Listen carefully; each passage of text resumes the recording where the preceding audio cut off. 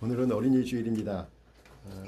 근데 이제 아까도 말씀드린 것처럼 우리 또 자녀들 또 우리 가운데 있는 우리 학생들 생각하면서 말씀을 읽었으면 좋겠고, 또 특별히 이제 디모데에게 자기 아들처럼 생각했던 디모데에게 주는 말씀이잖아요. 그래서 우리 학생들, 청년들, 그리고 또 어떤 면에서 우리가 다 하나님의 자녀이기 때문에 우리 모두에게 주시는 말씀으로 읽으면 되겠습니다. 디모데후서는 계속 반복하고 있습니다. 디모데전서 1장 3절에 나왔던 다른 가르침, 잘못된 가르침, 쉽게 얘기하면 이단. 구체적으로 디모데전서와 후서에서 얘기하고 있는 이 다른 가르침은 영적인 것이 중요하다라고 하는 영지주의적인 어떤 삶의 태도를 지적하고 있죠. 그것으로부터 떠나라, 이렇게 반복하고 있습니다. 참된 가르침과 다른 가르침, 진리, 이단, 결국 그 논리적이고 정합적이고 이런 것보다는 결국 그것을 믿고 따르는, 참된 가르침을 믿고 따르는 사람들의 윤리적이고 도덕적인 삶, 그 잘못된 가르침을 따르는 사람들의 윤리적이고 도덕적인 삶으로 증명된다라는 것이 일관된 얘기예요. 그런 의미에서 우리가 어떤 신앙의 진리를 목소리 크게 높인다고 증명되는 것 아니고, 논리적으로만 증명되는 것도 아니고, 무엇보다도 가르침을 받은 사람들의 행동과 삶으로 증명된다. 진리인지 이단인지는 그들의 삶을 통해 드러나는 것이다라는 것이 지금 디모데후서의 일관된 이야기입니다. 오늘 함께 읽은 본문은 다른 가르침, 즉 이단에 대해서 경계를 하고 있죠. 14절에 나오는 그들에게 이렇게 말하라 해서, 그들은 우리가 앞에서 본 10절에 나오는 택함 받은 자들일 겁니다. 주의 일을 위해 택함 받은 자들에게 이렇게 알려라라는 거죠. 그렇게 본문이 시작합니다. 주의 일을 위해 택함 받은 자들, 주님께서 지으신 세계에서 주님의 섭리 가운데 살 사람들, 주님께서 원하시는 바를 실현할 사람들, 바로 우리 자녀들, 우리 어린이들이 이 말씀을 들을 이유가 여기에 있습니다. 바울은 오늘 본문에서 세 가지의 대꾸, 이렇게 비교를 하고 있습니다. 부정적인 것을 먼저 이야기하고 그 다음에 긍정적인 것을 제시하고 있어요. 이단과 진리, 다른 가르침과 참된 가르침의 모습과 특징을 세 가지로 비교하고 있습니다. 첫째는 14절에 말다툼하지 말라 그러면서 말다툼이라는 단어가 나와요. 말다툼. 그리고 그거에 비교되는 것이 이제 15절에 분별하는 것, 분별력, 이렇게 비교가 있습니다. 말다툼과 분별력. 제가 이렇게 강조하는 이유를 알겠죠? 이따 설교 퀴즈에 나오는 답이 여기 있으니까 말다툼과 분별력입니다. 비교하고 있습니다.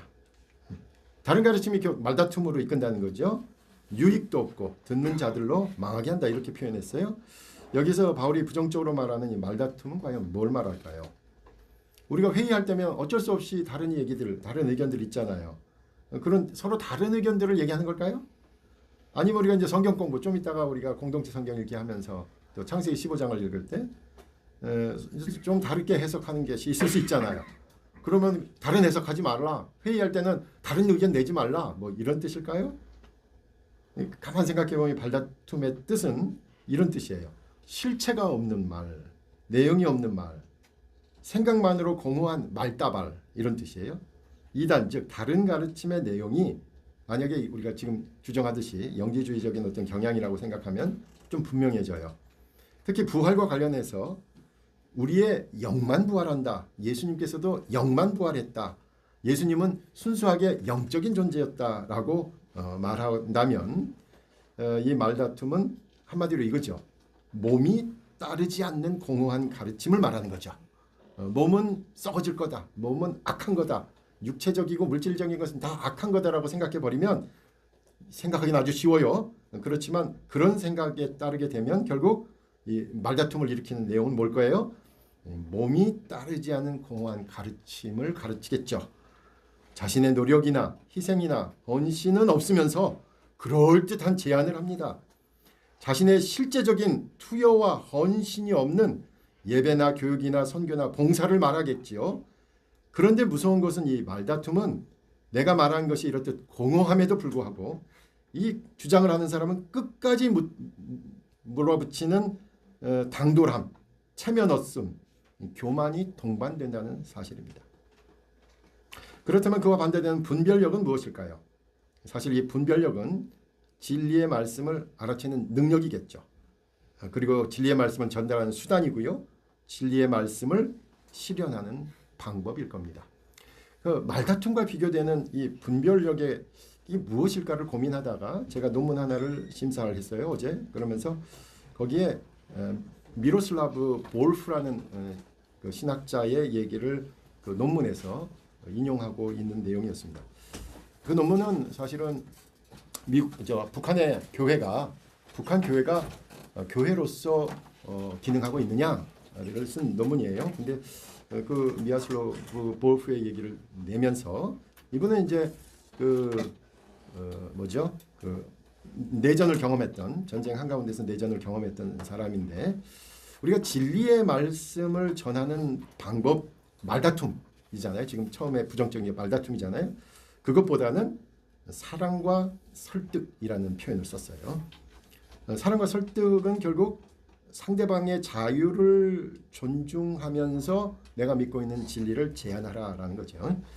우리는 보통 말다툼이 일어나는 이유 중에 하나는 뭐예요? 너 건 틀렸어. 네 말은 틀렸고 이렇게 얘기하지만 이 볼프가 제안하는 것은 상대방은 틀린 사람이 아니라 존중받아야 될 사람이다라는 것부터 시작해야 된다는 거죠. 현대를 사는 그리스도인들에게 특별히 부탁합니다. 특별히 다른 세계관과 대화 가능한 언어로, 대화 가능한 언어예요. 우리만 알아들을 말이 아니라 전혀 다른 세계관을 갖고 있는 사람과 대화 가능한 언어로 설득할 것을 제안합니다. 그래서 누가 옳은가 그른가를 따지기 전에 우리가 어떻게 함께 살 수 있을까? 우리가 어떻게 함께 살 수 있을까를 먼저 물으라고 고민합니다. 그리고 이 사랑에 기초한 설득은 결국 자신이 겪어온 삶에 대한 증언, 간증, 이야기로 됐겠죠.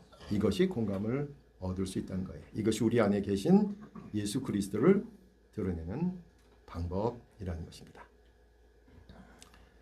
이 말다툼의 가장 전형적인 모습이 최근에 무리를 빚어서 조사를 받고 있는 두 개의 이단들이죠.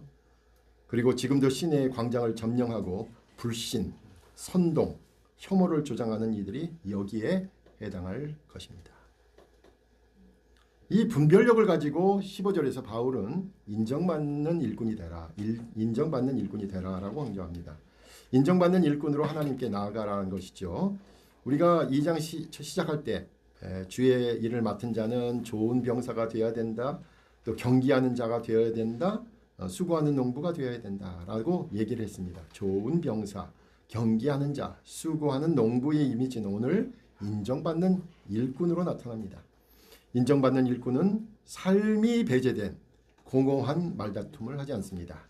인정받는 일꾼은 자신의 의견을 강압적으로 드러내지 않습니다. 인정받는 일꾼은 내 앞에 있는 바로 그 한 사람을 그것이 아니라 너로 인정하는 사람입니다. 둘째로 비교되고 있는 것은 망령되고 헛된 말, 또 한편은 경건함입니다. 그렇죠? 망령되고 헛된 말과 경건함. 16절에서 망령되고 헛된 말을 버려라. 그들은 경건하지 아니함으로 점점 나아가나니라고 말하고 있습니다. 그 말씀대로 망령되고 헛된 말은 경건하지 못한 것입니다. 우리 신앙의 대상인 하나님에 대해서 망령되고 헛된 말을 하는 것이죠. 하나님을 들먹이면서 말하는 겁니다. 하나님의 이름을 함부로 가져다 쓴 거예요. 하나님의 이름을 들먹이는데 자기 얘기하는 거예요. 하나님께 마땅한 찬양과 감사를 자신이 한 것처럼 말하는 것이기도 하고요. 망령되고 헛된 말은 하나님의 존재를 부정하는 사람보다도 더 나쁘다고 말하고 있어요. 적어도 하나님의 존재를 부정하는 사람은 자신에게서 끝나지만 망령되고 헛된 말은 신앙 공동체 안에서 그 부작용이 더 크다라는 겁니다. 망령되고 헛된 말은 내용이 없는 것이죠. 무슨 말을 하는지 자신도 모르고 남도 모르게 만드는 사람입니다. 신앙 공동체 안에서 서로의 신앙을 격려하고 위로하고 힘을 얻도록 해야 함을 망각하는 말입니다. 우리가 동일한 목적으로 모였음을 망각할 때 교회는 자신의 신앙을 과시하는 각축장이 되고 말 겁니다. 우리는 모두 연약한 모습으로 죄인으로 무능력자로 하나님 앞에서 오직 은혜로 새 소망을 얻은 사람들입니다. 바로 그 하나님으로 인해서 다시 한번 제대로 살아보자고 모인 사람들이에요. 그런 의미에서 망령되고 헛된 말은 다른 사람의 신앙을 무너뜨리는 말이죠. 단순히 쓸데없는 말이 아닙니다. 신앙 공동체를 해치는 말입니다. 이와 반대되는 경건은 자신의 삶을 돌아보는 능력입니다. 경건은 자신의 아집과 욕심과 야망을 극복하는 모습으로 나타납니다. 그래서 세상의 즐겁고 기쁜 일들을 내려놓고 하나님의 말씀에 순종할 때 느끼는 그보다 더 큰 행복을 바라는 삶이지요. 여러분, 경건하면 떠오르는 단어들 있잖아요. 말씀 묵상, 기도, 금식, 교제, 구제. 그리고 또 여러분 내면적으로는 비우는 것, 겸손한 삶, 십자가를 지는 삶. 이것이 바로 경건의 덕목이죠. 이 하나하나 세상에는 얻을 수 없는, 세상에서는 그 어떤 일을 해도 얻을 수 없는 그 행복을 바라는 간절한 마음이 바로 이 경건의 덕목에 담겨 있습니다. 행여 나의 작은 경건의 모습으로 남을 무시하거나 업신여기거나 경멸하는 것으로 표현되어서는 안 되겠죠. 묵직하고 묵묵하게 수행하는 영성 깊은 경건이 필요합니다. 그런데 우리가 경건의 모양으로 자신의 그 나태함을 이기는 능력이 돼야 됨에도 불구하고 경건이 무기가 돼가지고 다른 사람들을 정죄할 때가 많이 있어요. 그래서 어떤 대통령은 기도하고서 전쟁을 결정했다는 거 아니에요. 이 기도했다는 경건으로 결정한 전쟁을 어떻게 막겠습니까? 그렇죠? 얼마나 무서워요. 기도로 전쟁을 결정했다는데 막을 길이 없잖아요. 무기가 된단 말이에요, 경건이. 그래서 우리 자녀들에게도 특별히 부모님들의 이 경건한 삶이 아이들에게 무기가 되지 않도록 늘 경계하셔야 됩니다. 저는 어렸을 때부터 저희 부모님들이 신앙이 너무 좋으셔가지고 저한테 무슨 일이 있을 때마다 부모님께서 금식에 들어가셔요. 네, 금식에 들어가면 제가 아무 소리 못하죠. 그래서 아버지 3일 금식 들어가셨다. 그러면 너무나도 감사한 말이긴 하지만 이거는 반드시 이루어야 될 일이에요. 그러니까 그런 짐을 주시면 안 되고. 그리고 저희 아버님은 이제 신유 사역을 하셔서 이제 기도를 하시는데 제가 이렇게 안경 끼고 다니는 건 지금도 못마땅하셔요. 제 믿음이 없어서 눈이 안 낫고 그래서 안경을 끼고 다닌다 이렇게 생각을 하셔요. 그래서 저는 안경을 끼면 눈이 나빠서 불편할 뿐만 아니라 믿음도 없는 사람이에요. 기도하면 낫는데 제가 믿음이 없어서 못 낫으니까. 때로는 이런 부모님들의 경건이 또는 신앙 기품이 자녀들에게는 무기가 될 수도 있습니다. 그래서 특히 어린 주일에 혹시 우리가 내 경건으로, 내 경건은 나를 하나님께 더 가까이 가고자 하는 경건이어야 되는데 내가 뭐 좀 했다고, 내가 기도 좀 했다고, 내가 봉사 좀 했다고 그 남을 정죄하는 것으로 나가서는 안 된다. 근데 우리가 그런 걸 경건을 남을 정죄하고 남과 비교하는 것으로 할 때가 많이 있어요. 진정한 경건은 하나님을 위한 신앙이며 그리고 함께하는 사람을 위한 배려로 나타나고 결국 자신을 위한 영성으로 나타납니다. 마지막으로 세 번째는 비교하고 있는 것은 악성 종양과 하나님의 견고한 터입니다. 하나님의 견고한 터는 바로 예수 그리스도를 의미해요. 바울은 줄곧 그렇게 얘기하는 것 같아요. 하나님의 신비라는 말은 예수님을 말합니다. 결국은. 그리고 하나님의 견고한 터는 결국 예수 그리스도를 의미하는 거고요. 그리고 예수 그리스도를 통해서 시작된 교회, 이 신앙 공동체가 바로 하나님의 견고한 터다라고 얘기합니다. 그렇다면 예수 그리스도와 교회를 통한 건강한 영향력이 악성 종양과 비교되고 있죠. 17절에 나온 것처럼 다른 가르침, 이단은 결국 악성 종양처럼 퍼져서 부정적인 결과를 만들어내기 때문입니다. 바울은 악성 종양과 같은 사람으로 두 사람의 예를 들고 있어요. 반면 교사로 삼으라는 거죠. 후메네오와 빌레도입니다. 빌레도는 여기서만 등장하지 않고 여기서만 등장하고 더 이상 알 수 없지만 빌레도라는 이름은 여기 딱 한 번 등장했어요. 어떤 사람인지 도저히 더 이상은 알 수 없지만 후메네오라는 사람은 디모데전서 1장 20절에서 알렉산더와 후메네오와 알렉산더 그래서 짝을 이루어서 언급이 되어 있어요. 디모데전서 1장 20절에서는 후메네오는 특히 이렇게 표현되어 있어요. 양심을 버리고 믿음에 파서는 사람이다. 심지어 사탄에게 내준 정도다. 이렇게 표현되어 있습니다. 쉽게 말하면 바울도 포기한 사람이다. 이거예요. 자신의 양심을 버리고 믿음에 파선한 사람이어서 심지어 바울도 사탄에 내줬단 말이야. 이렇게 얘기가 되고 있어요. 그것으로 끝나면 괜찮을 것 같은데 오늘 18절에선 이 믿음도 저버리고 그죠? 그래 결국 사탄에게 내줬으면 그 사람으로 끝났으면 괜찮은데 오늘 18절에서 문제는 뭐냐면 이 후메네오가 다른 사람의 믿음을 무너뜨렸다는 거예요. 다시 말해서 후메네오는 개인적으로 양심 버리고 믿음 잃고 사탄에게 나간 사람일 뿐만 아니라 다른 사람의 믿음에 영향을 여전히 주고 있어서 더 심각하게 됐다는 겁니다. 그래서 악성 종양과 같다고 말하는 거죠. 종양이어도 우리가 말하는 것처럼 선종이어가지고 그것만 똑 떼내면 몸 전체가 건강하게 되는데 이 종양은 악성이어서 주위 사람들에게 점점 나쁜 영향을 끼치며 결국 공동체 전체를 아프게 한다라는 겁니다.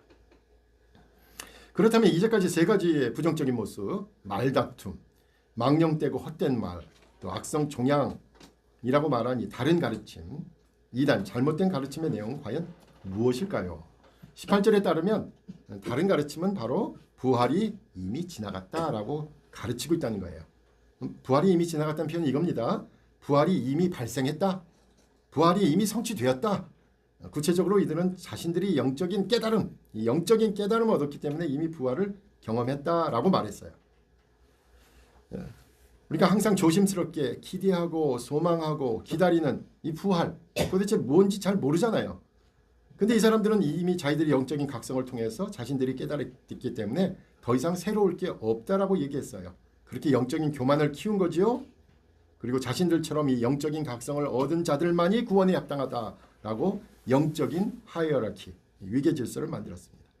그리고 자신들처럼 영적 엘리트들만이 이 구원에 합당하다라고 구원을 아주 은밀하고 폐쇄적이며 자신들만의 리그로 한정했습니다. 그러나 성경 분명히 말합니다. 부활은 예수 그리스도를 통해 먼저 실현되었고 그것으로 끝난 게 아니라는 거죠. 지금 현재 신앙을 지닌 그리스도인들이 이제 머지않은 장래에 한 사람씩 한 사람씩 세상을 떠나는 경험을 하게 되겠죠. 그러나 우리 그리스도인들은 모두가 장차 그리스도의 죽음을 경험하고 그리고 예수 그리스도처럼 부활하는 경험을 한다는 겁니다. 그러니 부활은 앞으로 계속될 사건이며 그리고 궁극적으로 하나님 나라에서 완성될 사건입니다. 부활을 단순히 영적인 깨달음과 각성이라고 가르치는 영지주의자들은 결국 예수 그리스도의 몸의 부활을 인정하지 않고 영적인 깨달음과 각성으로 한정시켜 버렸습니다. 그렇다면 이들이 가르친 부활은 실제 사건이 아니라 영적인 경험으로 축소되고 만 거죠. 여러분 그런데 역사적으로 아이러니가 있습니다. 이 영지주의자들은 영적인 것만 추구하고 물리적이고 물질적이고 육체적인 것은 필요가 없다, 악하다 이렇게 봤으니까 흔히 생각하면 그 당시가 교회가 박해 시기 아니에요. 박해 시기에 많은 사람들이 잡혀가서 고문받고 또 순교당했잖아요. 우리가 아는 것처럼. 그러면 영지주의자들은 이 몸을 하찮은 것으로 여기니까 당연히 순교의 자리에 갔을 거라고 생각하죠. 그런데 역사가들이 조사해 보니까요. 이 순교의 자리에 영지주의자들은 하나도 참여하지 않았어요. 이상하죠. 영지주의자들은 이렇게 한 거예요. 몸을 통한 헌신, 또 순교를 통해서 자신의 신앙을 증명하여 결국 하나님 나라의 영광에 든다는 사실을 인정하지 않는 거예요. 이 몸을 선하게 사용한다? 인정하지 않는 거예요. 몸이 악한 건데 어떻게 몸을 선하게 사용해? 이 몸을 사용해서 순교한다? 희생한다? 헌신한다? 그거 다 쓸모없다고 본 거예요. 이 영지주의자들 가운데 순교자가 한 사람도 없습니다. 오히려 이 영지주의자들이 교회 지도자들과 또 신앙인들이 이 순교의 자리에 의연하게 갈 때 뭐라고 했냐면 그 옛날 그 사람처럼 죽음의 굿판을 멈춰라 라고 말했어요. 자신의 몸을 헌신하고 순교를 통해 믿음을 증명한 것은 아무런 의미가 없다라고 얘기했어요. 그래서 이 영지주의자들은 아주 역설적이게도 세속적인 부귀 영화를 아무런 사회적인 부채의식 없이 누렸습니다. 이거 쓸모없는 거야. 그러면서 누리는 거야. 그런 역설적인 얘기라. 말로는 이런 것은 아무 의미가 없다라고 하면서 세상의 부귀 영화와 높은 자리는 다 누린 거죠. 이게 영지주의자들의 모습이었습니다. 진정한 부활신앙은 몸의 부활과 변화를 포함합니다. 도대체 어떤 모습일지 우리 모두는 그 상상할 수 없죠. 그러나 지금 여기서 그리고 앞으로 거기서 이루어질 것을 믿음으로 고백합니다.